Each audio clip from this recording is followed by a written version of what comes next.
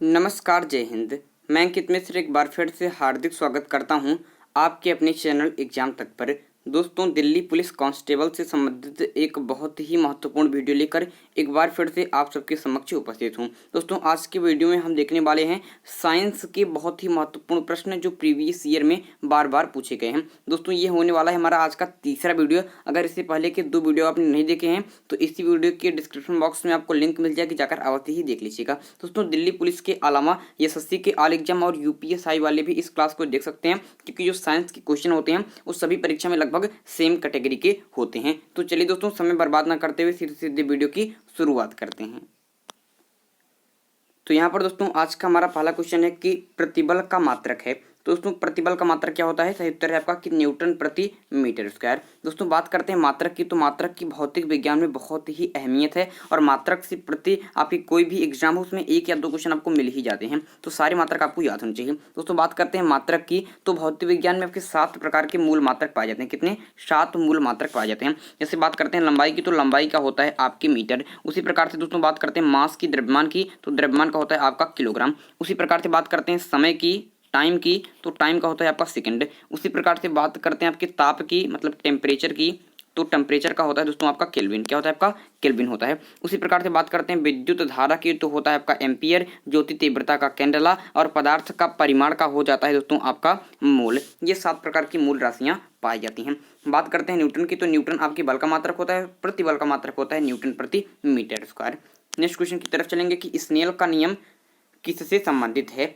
बहुत ही महत्वपूर्ण क्वेश्चन भौतिक विज्ञान का है कि स्नेल का नियम किससे संबंधित? तो प्रकाश के अपवर्तन से। प्रकाश के अपवर्तन से। दोस्तों, बात करते हैं प्रकाश का अपवर्तन क्या होता है, तो एक बहुत ही ज़्यादा इंपॉर्टेंट बात है। मैं आपको बता देना चाहता हूं कि जो आपके प्रकाश की जो किरणें होती हैं, जब एक पारदर्शी माध्यम से दूसरी पारदर्शी माध्यम प्रवेश करती हैं, मान लीजिए दोस्तों इस प्रकार से आपका ये हो गया दोस्तों आपका एक, इसमें आपके एक बर्तन है जिसमें आपके जल भरा हुआ है, और जो प्रकाश की ये आपका अभिलंब आप मान लीजिए, और मैं आपको एक इस कलर से दिखा रहा हूँ। देखिए इस प्रकार से मान लीजिए आपने क्या किया, आप एक किरण इस पर डाली, तो ये आपके इस प्रकार से सीधी जानी चाहिए थी, लेकिन दोस्तों अपवर्तन होने के कारण प्रकाश की एक माध्यम पारदर्शी माध्यम से दूसरे पारदर्शी माध्यम में प्रवेश करने के कारण यह अपने मार्ग में बदलाव करती है और अभिलंब की तरफ झुक जाती है। तो इस प्रकार से समझ सकते हैं कि जब ये आपके वायु से जल में जाती है, क्या होती है? आपके अभिलंब की तरफ झुक जाती है, और इसे ही कहते हैं प्रकाश का, क्या कहते हैं? इसे ही कहते हैं प्रकाश का अपवर्तन। समझ गए होंगे, बहुत ही महत्वपूर्ण चीजें थी। दोस्तों, बात करते हैं वायु की, तो वायु एक विरल माध्यम है। वायु एक विरल माध्यम है और जल एक सघन माध्यम है। ऐसा होता क्यों है? ऐसा होता क्यों है कि अपने मार्ग में बदलाव कर जाती है? दोस्तों, बात करते हैं विरल माध्यम में, तो विरल माध्यम में आपकी वायु में जो आपके प्रकाश की गति होती है, जो स्पीड होती है दोस्तों, ये आपकी अधिक होती है, जो आपके वाटर में आने के बाद, जो आपके जल में आने के बाद घट जाती है, और घट जाने की वजह से यह अभिलंब की तरफ क्या होती है? आपके झुक जाती है। तो अगर आप समझ सकते हैं कि जब जो प्रकाश की किरणें होती हैं ये विरल माध्यम से सघन माध्यम में प्रवेश करती हैं, तो यह अभिलंब की तरफ झुक जाती हैं। वहीं अगर यह इस तरफ से अगर प्रकाश डाला जाए, ये बाहर जब निकलेगी, तो यह दोस्तों आपके अभिलंब से दूर हट जाएगी, क्योंकि इसका जो आपके स्पीड है ये बढ़ जाएगी, और स्पीड बढ़ने की वजह से यह अभिलंब से दूर हटेगी। समझ गए? दोनों फैक्ट्स बहुत ही ज़्यादा महत्वपूर्ण थे। आगे की तरफ चलें। अगला क्वेश्चन हो जाएगा कि प्रोड्यूसर गैस किसका मिश्रण होता है? तो बात करते हैं प्रोड्यूसर गैस की, तो उसमें यह कार्बन और नाइट्रोजन का, ये पर इस प्रकार से लिखा है, कार्बन मोनोऑक्साइड जो होता है और N2 मतलब नाइट्रोजन, आपका इसका मिश्रण होता है प्रोड्यूसर गैस। इंपॉर्टेंट क्वेश्चन है, बहुत ही महत्वपूर्ण है। दोस्तों, एग्जाम तक चैनल को सब्सक्राइब कर लीजिए, क्योंकि दिल्ली पुलिस, एसएससी और यूपी लेखपाल, यूपीएससी से संबंधित महत्वपूर्ण वीडियो लगातार हमारे चैनल पर चल रहे हैं। आप आकर अवश्य देख सकते हैं। और जीके जीएस के जितने भी मॉक टेस्ट हमारे यहाँ पर चलते हैं, मान लीजिए जीके जीएस के जितने मॉक टेस्ट चलते हैं, उसको भी आपको ज्वाइन करना अनिवार्य है। 27 नवंबर को आपका पेपर है, उसके लिए आप लोग बिल्कुल प्रिपेयर रहेंगे। दोस्तों, जो भी इसमें मन से अपनी तैयारी करेगा, तैयारी करने के साथ साथ जीके के प्रैक्टिस सेट वगैरह जो है, उनकी प्रैक्टिस जो होती है, प्रैक्टिस बहुत महत्वपूर्ण होता है, तो प्रैक्टिस सेट और मॉक टेस्ट लगाता रहेगा। उसका परीक्षा में आपका उसका सिलेक्शन होना बिल्कुल तय है, तो उसके लिए बिल्कुल भी घबराएंगे नहीं। 2 वीडियो इससे पहले भी मैंने कराया, इसमें एक में हिस्ट्री का एमसीक्यू है, एक में जीके जीएस का मॉक टेस्ट है, दोनों जाकर अवश्य दीजिए। बहुत ही अधिक क्वेश्चन मैं आपको कराया हूँ। दोस्तों, इससे पहले के जो क्वेश्चन थे वो दोस्तों आपके बहुविकल्पी थे, आपके 4 विकल्प आपको मिलते थे। आज के क्वेश्चन आपके 1 लाइनर के फॉर्म में है। कारण एकमात्र है कि जितने प्रीवियस ईयर के क्वेश्चन है, मैं उसको एक क्वेश्चन ढूंढ कर निकाला हूँ, साथ ही साथ उनका आपका एक इस प्रकार से नोट, एक पीडीएफ बनाया हूँ इस प्रकार से, और ये क्वेश्चन करा हूँ जिससे कि कम समय में आपके अधिक क्वेश्चन हो जाएं। चैनल को सब्सक्राइब करना आपके लिए बहुत ही महत्वपूर्ण है। देखिए अगला क्वेश्चन क्या हो जाता है कि किस अंग को रक्त का आरक्षण बैंक कहा जाता है। तो दोस्तों रक्त का आरक्षण बैंक आपके प्लीहा को कहा जाता है। किसको कहा जाता है? प्लीहा को कहा जाता है। बहुत ही ज्यादा महत्वपूर्ण है दोस्तों। प्लीहा को आपके आरबीसी का मतलब रेड ब्लड कॉर्पसल्स का कब्रिस्तान, ग्रेवयार्ड, कब्रिस्तान भी कहा जाता है, क्योंकि जो आपके आरबीसी होती है इसका जीवन काल कितने दिनों का होता है? 120 दिनों का। तो 120 दिनों का अपना जीवन काल समाप्त करने के बाद यह प्लीहा में ही समाप्त हो जाती है, इसलिए इसे आरबीसी का कब्रिस्तान, अब ग्रेवयार्ड ऑफ आरबीसी कहा जाता है। इंपॉर्टेंट क्वेश्चन है, बहुत ही महत्वपूर्ण है। अगले क्वेश्चन की तरफ चलने से पहले जान लेंगे कि जो आपका ह्यूमन का जो ब्लड होता है, जो रक्त होता है, इसका पीएच मान 7.4 होता है, और जो कम क्षारीय होता है, ये भी क्वेश्चन पूछ लेता है कि कैसा होता है, तो कम क्षारीय। ये प्रीवियस ईयर का क्वेश्चन है, ये क्वेश्चन बहुत ही महत्वपूर्ण है। ये एसएससी का प्रीवियस ईयर क्वेश्चन है कि ह्यूमन का रक्त होता है कम क्षारीय, अधिक क्षारीय, कम अम्लीय, अधिक अम्लीय। तो कम क्षारीय होता है क्योंकि 7.4 इसका पीएच मान होता है। देखिए एक रॉकेट काम करता है किस पर? जो एक रॉकेट होता है दोस्तों, ये आपके रेखीय संवेग संरक्षण के सिद्धांत पर कार्य करता है। महत्वपूर्ण क्वेश्चन है। रॉकेट की बात करेंगे दोस्तों, रॉकेट इस प्रकार से होता है दोस्तों आपका,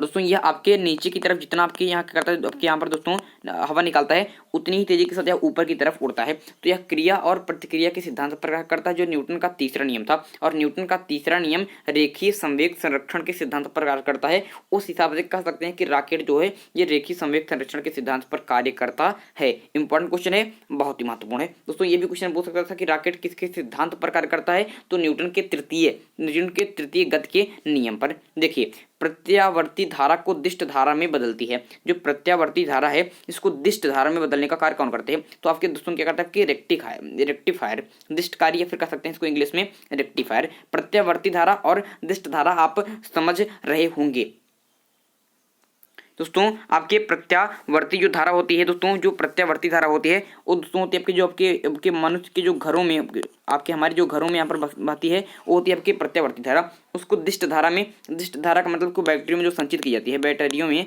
संचित करने का काम करती है, तो आपके दिष्टकारी फिर रेक्टिफायर करती है इस प्रकार से। और इसी बैटरी में जो आपकी संचित धारा होती है, फिर से इसको घर में आपकी बिजली के रूप में प्रत्यावर्ती धारा के रूप में बदलने का कार्य आपके इन्वर्टर करता है। इस बात को समझकर चलेंगे। अगला क्वेश्चन, जो डेनियल सेल में प्रयुक्त विद्युत अपघट्य, जो डेनियल सेल होता है इसमें आपके विद्युत अपघट्य प्रयोग किए जाते हैं। विद्युत अपघट्य क्या होता है? ये एक बहुत ही इंपॉर्टेंट चैप्टर होता है करंट का। मुझे बताने में दिक्कत नहीं, लेकिन मैं अभी बताने लगूंगा तो आप लोगों के समझ में नहीं आएगा और दिक्कतें हो जाएंगी। तो डायरेक्टली आप इसको याद कर सकते हैं कि H2SO4 लगभग विद्युत अपघट्य का जब भी प्रयोग किया जाता है तो H2SO4 का अधिक से अधिक प्रयोग किया जाता है। तो H2SO4 का प्रयोग किया जाता है डेनियल सेल में विद्युत अपघट्य के रूप में। एक फ्लूइड टाइप का होता है, ये एक फ्लूइड टाइप का एक तरल होता है आपके।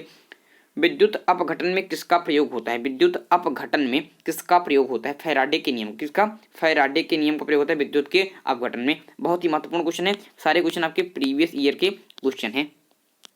अगर दोस्तों आपको विद्युत अपघट्य समझ में ना आया हो, ज्यादा दिक्कतें आपको लग रही हो, तो कमेंट कर दीजिएगा, मैं इसका उत्तर आपको एक नया वीडियो बनाकर सारी चीजें आपको समझा दूंगा, उसके लिए कोई दिक्कत नहीं है। और एग्जाम तक चैनल को सब्सक्राइब करना बिल्कुल भी मत भूलिएगा, क्योंकि महत्वपूर्ण वीडियो लगातार आपको मिलते रहते हैं। अगर दोस्तों आप हिस्ट्री पढ़ना चाहते हैं अगर आप हिस्ट्री पढ़ना चाहते हैं दिल्ली पुलिस से संबंधित, तो हमने 9 वीडियो अपलोड किए हैं आपके मध्यकालीन इतिहास के, जाकर अवश्य देख लीजिएगा।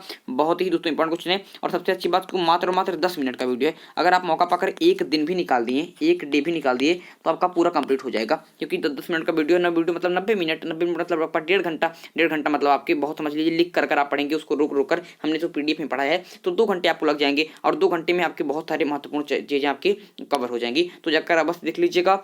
डिस्क्रिप्शन बॉक्स में भी लिंक है, आई बटन पर भी आपके लिंक उपलब्ध है, घबराइएगा बिल्कुल भी मत। और इंड स्क्रीन पर भी मैं प्लेलिस्ट के लिंक आपको प्रोवाइड कर दूंगा।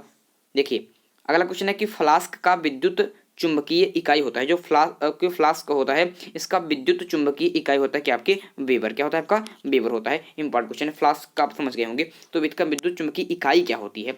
देखिए अगला क्वेश्चन, जो ट्रांसफार्मर होता है का कोर किसका बना होता है? तो ट्रांसफार्मर का दोस्तों जो कि कोर होता है ये आपके नर्म लोहे का बना होता है। किसका? आपके नर्म लोहे का बना होता है। इंपॉर्टेंट क्वेश्चन है, बहुत ही महत्वपूर्ण क्वेश्चन है। अगला क्वेश्चन, विद्युत घर्षण विद्युत के आविष्कारक थे। जो घर्षण विद्युत है, जो विद्युत होती है आपकी, ये घर्षण विद्युत जो होती है इसके आविष्कारक आपके थेल्स थे। कौन थे?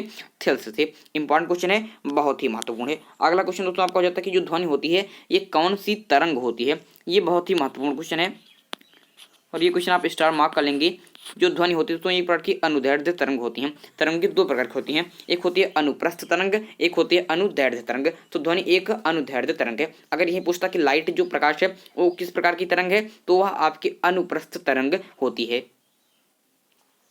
आगे की तरफ चलेंगे। ग्रीन हाउस प्रभाव किस गैस से प्रभावित होता है।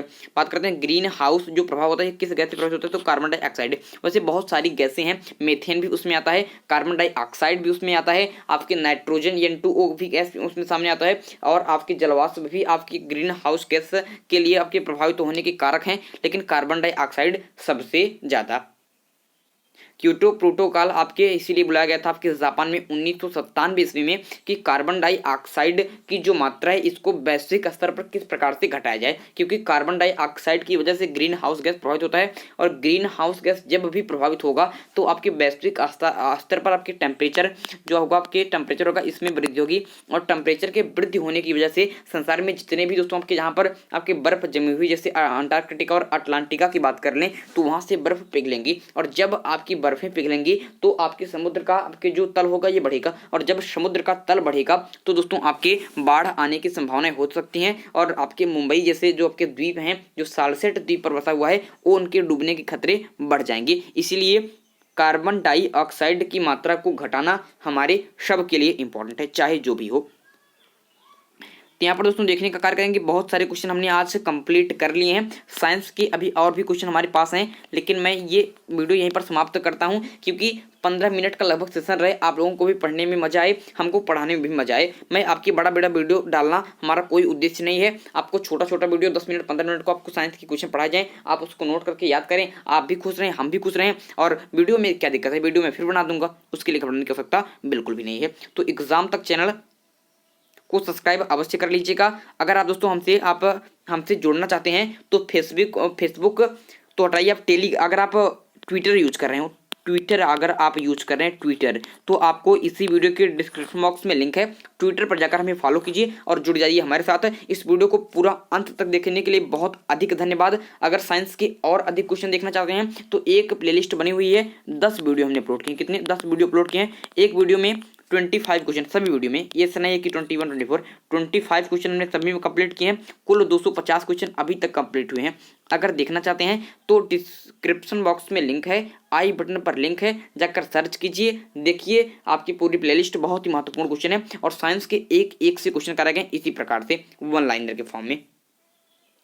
तो दोस्तों वीडियो को पूरा अंत तक देखने के लिए बहुत अधिक धन्यवाद। अगर वीडियो अच्छा लगा तो वीडियो को कर लीजिएगा लाइक, चैनल को कर लीजिएगा सब्सक्राइब, क्योंकि यहाँ पर इसी प्रकार के वीडियो मिलते रहते हैं। साथ ही साथ अपने मित्रों दोस्तों को भी बताइए कि अगर दिल्ली पुलिस और SSC, UPSI, यूपी लेखपाल की तैयारी करनी है तो एग्जाम तक चैनल आपके लिए सफिशिएंट रहेगा। चलिए दोस्तों, आज के लिए आपसे लेते हैं विदा। अगले वीडियो में एक नए टॉपिक के साथ फिर होगी मुलाकात। तब तक के लिए मुझे दीजिए इजाजत। मैं हूं अंकित मिश्र और आप देख रहे हैं एग्जाम तक। धन्यवाद।